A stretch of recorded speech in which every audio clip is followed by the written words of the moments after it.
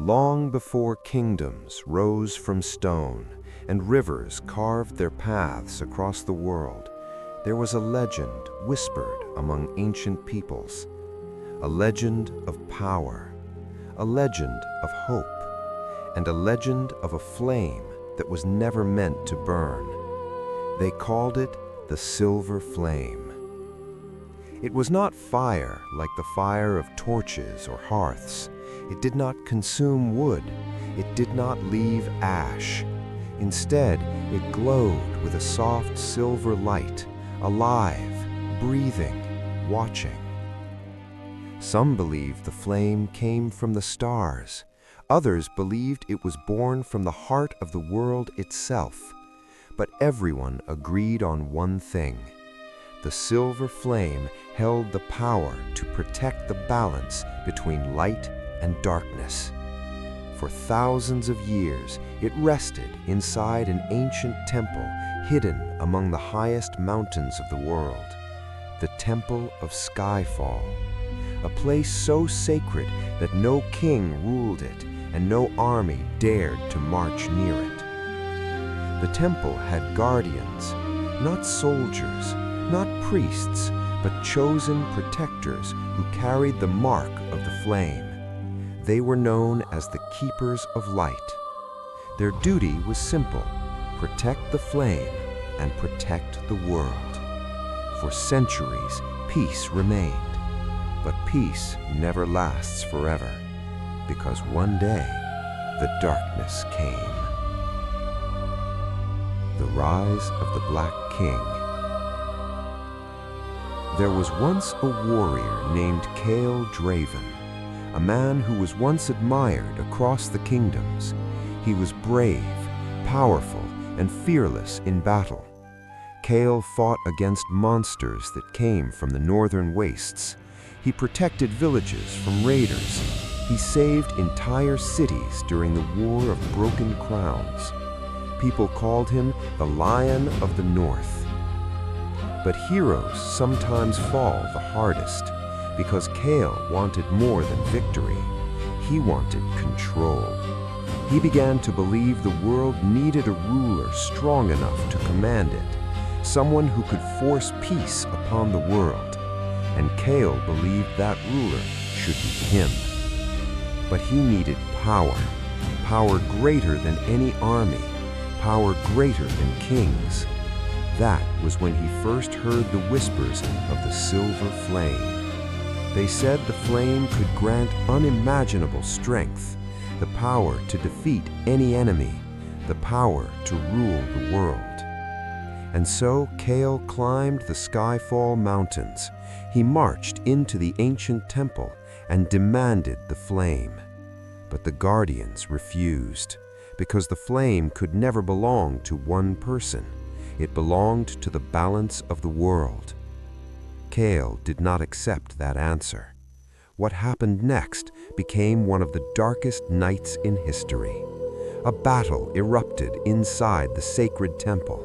Steel clashed, magic shattered stone walls, and when the fighting ended, the temple was in ruins. The guardians were gone, and the silver flame had vanished. From that day forward, Cale Draven was no longer known as a hero.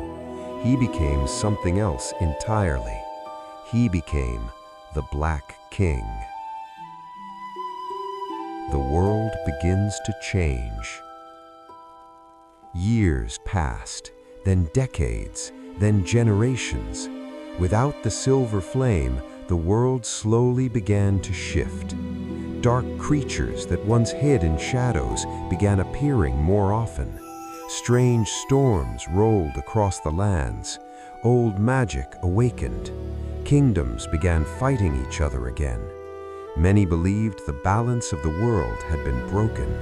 But the legend of the silver flame did not disappear, because the legend also spoke of something else, a prophecy, one that said the flame would one day return, not in a temple, not inside a crown, but inside the heart of someone who would rise when the world needed them most. And far away, in a quiet mountain village, that prophecy was about to awaken.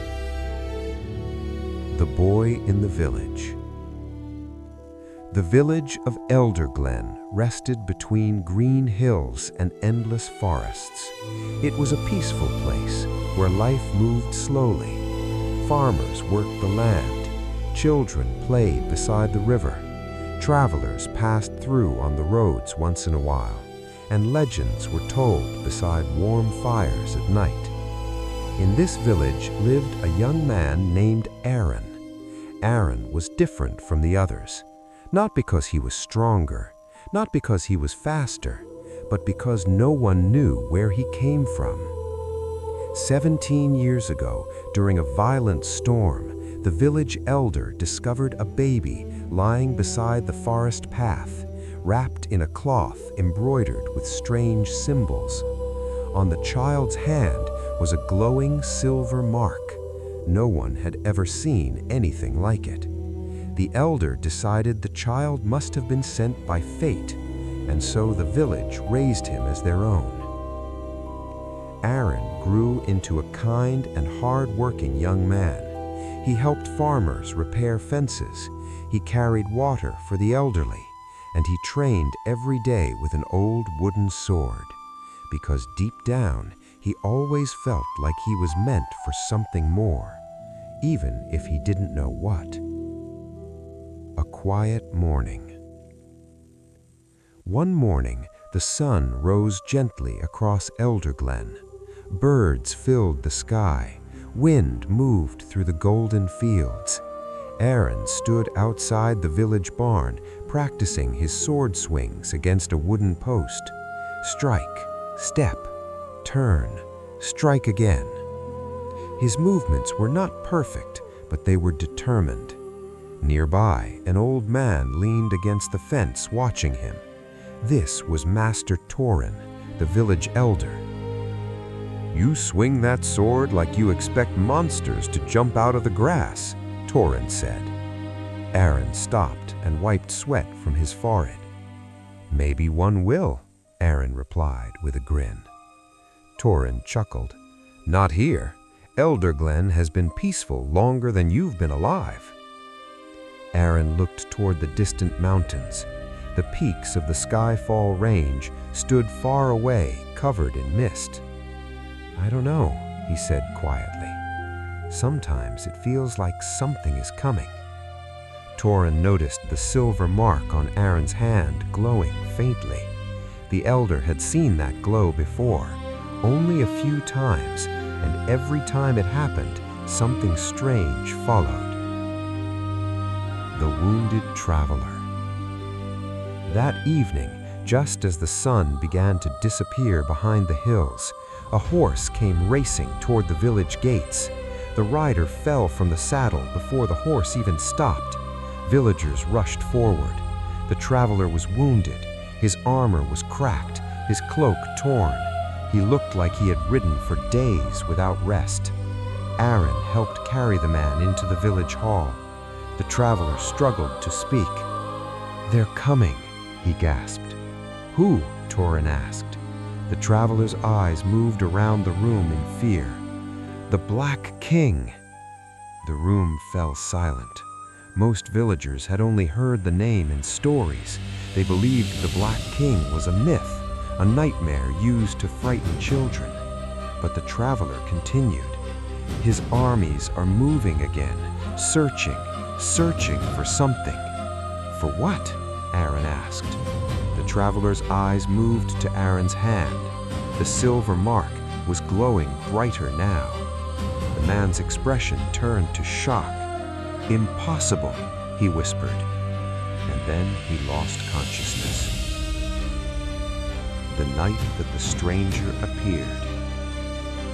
That night, Aaron could not sleep. The traveler's words echoed in his mind.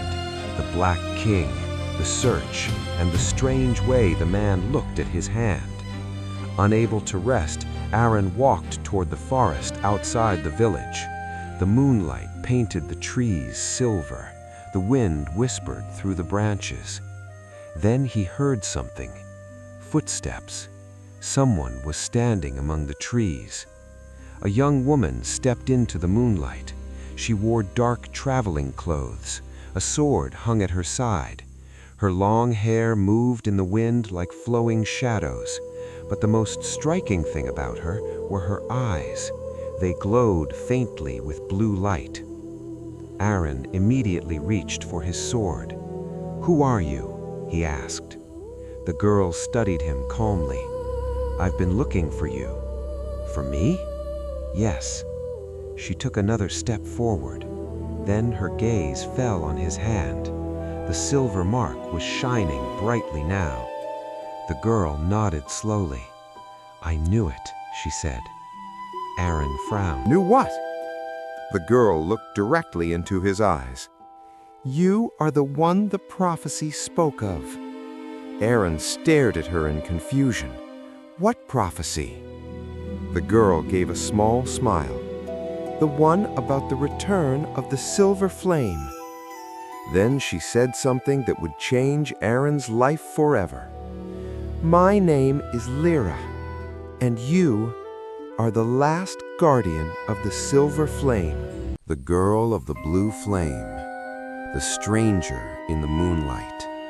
The forest outside Elderglen was quiet that night. Moonlight filtered through the tall pine trees, painting the ground with silver shadows.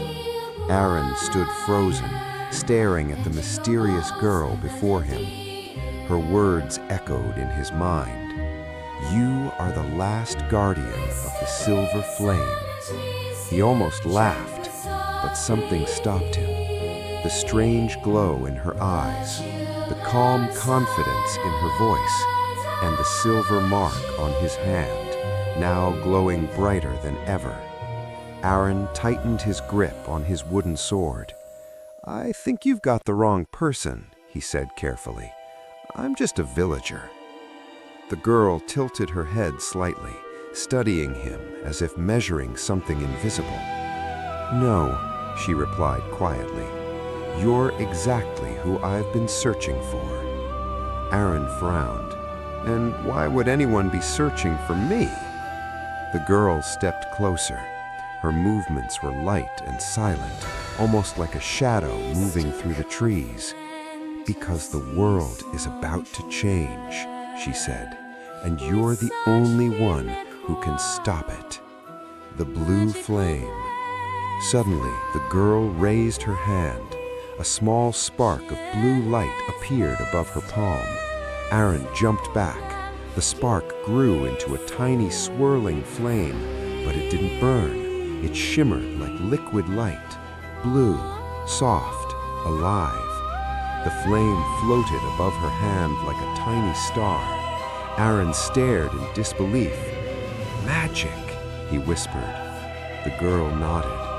"Yes." Then she closed her hand, and the flame vanished instantly. "My name is Lyra," she said again. "I belong to an ancient order called the Flame Seekers."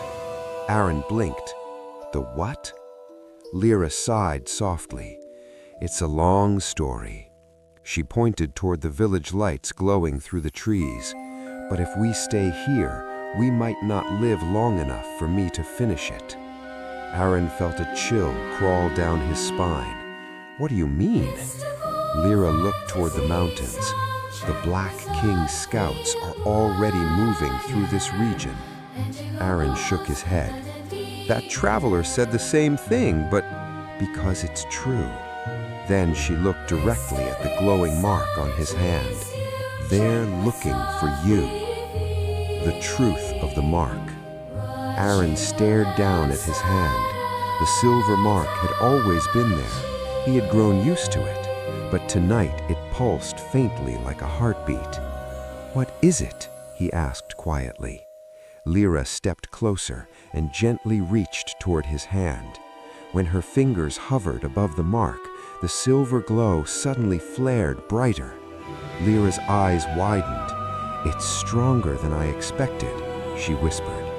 Aaron pulled his hand back. "Will someone please explain what's going on?" Lyra took a deep breath. "Thousands of years ago, The silver flame protected the balance of the world. Aaron nodded slowly. I've heard that legend. But the flame never truly disappeared. It simply changed form. Aaron frowned. What do you mean? Lyra looked at his hand again. The flame chooses a guardian, someone worthy of its power. And when the world falls into darkness, it awakens again. She pointed directly at the glowing mark. That mark is the seal of the silver flame. Aaron shook his head. No, that's impossible. Why? Because I'm nobody. Lyra smiled slightly. That's usually how legends begin. Shadows in the forest. Suddenly, Lyra's expression changed. Her head turned sharply toward the trees. Did you hear that? Aaron listened. At first, there was only wind. Then, footsteps. Not one, many. Branches snapping, leaves crunching, moving closer. Lyra's voice became urgent. They found you faster than I expected. Aaron's heart began pounding. Who? Lyra slowly drew the sword from her back. Moonlight reflected off its silver blade. The Black King's hunters.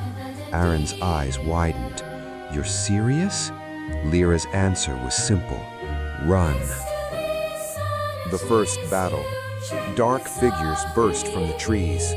5 armored soldiers surrounded the clearing. Their armor was black steel marked with a crimson symbol, the symbol of the Black King. Their leader stepped forward. His helmet hid his face, but his voice was cold and sharp. Hand over the boy. Lyra raised her sword. That's not going to happen. The soldier laughed. You're outnumbered. Lyra's eyes glowed faintly blue. I've handled worse. The soldiers drew their weapons. Steel flashed in the moonlight. Aaron's heart raced. He had trained with a wooden sword his whole life, but he had never fought real soldiers before. Lyra spoke quickly without looking at him. Stay behind me. But the soldiers attacked before she finished the sentence. 2 charged forward. Lyra moved instantly. Her sword flashed like lightning. Clang! Steel crashed against steel. She spun gracefully, blocking one blade and kicking another soldier backward. Aaron watched in shock. She moved like flowing water, precise, fast, deadly. Another soldier lunged toward Aaron. Instinct took over. Aaron swung his wooden sword. Crack! The wood struck the soldier's helmet. It didn't do much damage, but it surprised him long enough for Lyra to disarm him. Within moments, 3 soldiers were on the ground, but the leader stepped forward calmly. So, he said slowly, the rumors were true. His gaze fixed on Aaron's glowing hand, the silver mark. Aaron felt cold. The soldier lifted his sword. Kill the girl, bring the boy alive. Awakening power. 2 soldiers rushed Lyra again. This time they were faster, more aggressive. Lyra blocked one strike, but another blade cut her shoulder. She stumbled. Aaron's chest tightened. Lyra! The soldier leader walked toward Aaron slowly. You should come quietly, he said. It will make things easier. Aaron backed away. I'm not going anywhere with you. The soldier raised his sword. Then we'll take you by force. Suddenly, the silver mark on Aaron's hand burned. A surge of energy exploded through his body. Light burst from his palm. The soldier froze. The silver light expanded outward in a wave. Boom! The soldiers were thrown backward. Their weapons clattered across the ground. Aaron stared at his hand in shock. What was that? Lyra looked just as surprised. The flame. It's awakening. The soldiers scrambled to their feet. Their leader stepped back cautiously. Retreat, he shouted. This isn't over. Within seconds, the soldiers vanished back into the forest. The clearing fell silent again. Aaron's hand slowly stopped glowing. He looked at Lyra. I swear I didn't do that on purpose. Lyra laughed softly, despite the blood on her shoulder. That's actually more impressive. A dangerous decision. Lyra sat on a fallen log while Aaron helped wrap a cloth around her wound. "You're lucky," she said. "That burst of power scared them, but they'll come back." Aaron looked toward the village lights. "My home is right there." Lyra shook her head. "That's exactly why we can't stay." Aaron looked confused. "If they're after me, then leaving might save the village." Lyra nodded. "Exactly." Aaron's chest tightened. Elder Glen had raised him, protected him, given him a family, and now he had to leave it behind. Lyra stood slowly. "We need to reach the Temple of Skyfall." "Why?"